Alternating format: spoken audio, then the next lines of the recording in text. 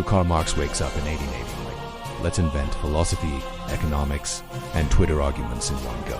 Born in Germany, Beard grew in before his opinions did. Looked at capitalism and said, this system is built like a pyramid scheme, but make it global.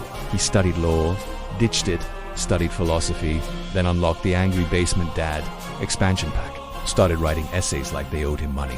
Every page, a roast session on the bourgeoisie.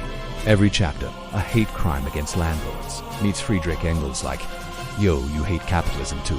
Engels' bestie, let's make trauma theory. Together they co-authored the Communist Manifesto, a no thanks to sequel. Published it in 1848, and capitalism's blood pressure hasn't recovered since. Their slogan, workers of the world unite. Translation, you're all broke. You might as well break stuff together. Marx looks at history and goes, everything is class struggle. Even your group chat. He called out factory owners, landlords, and like half your uncle's Facebook feed before it existed. Dude wrote Das Kapital, a book so dense it could knock out a charging rhino. It took him 20 years. 1 liver, 0 royalties, and infinite suffering. It's not a book, it's a communist boss fighting hardcover. While writing, this man was broke. Lived in London with 7 kids, 1 loyal Engels, and 0 chill. His house was part-time home, part-time plague zone, part-time economic think tank. He'd rage write about poverty, then beg Engels for rent money.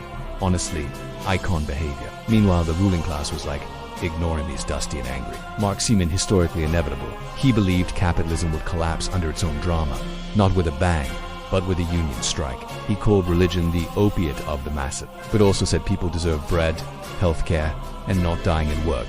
So like, controversial but also basic human decency. Every time a factory fired someone, Marx came to power. Every revolution, he leveled up like a socialist. Paris Commune, he was foaming at the beard. He didn't start revolutions, he just narrated them from the shadows. Dies in 1883, buried in London, but somehow haunts every economy class and freshman debate to this day. People read 2 lines of the manifesto and act like they're summoning him.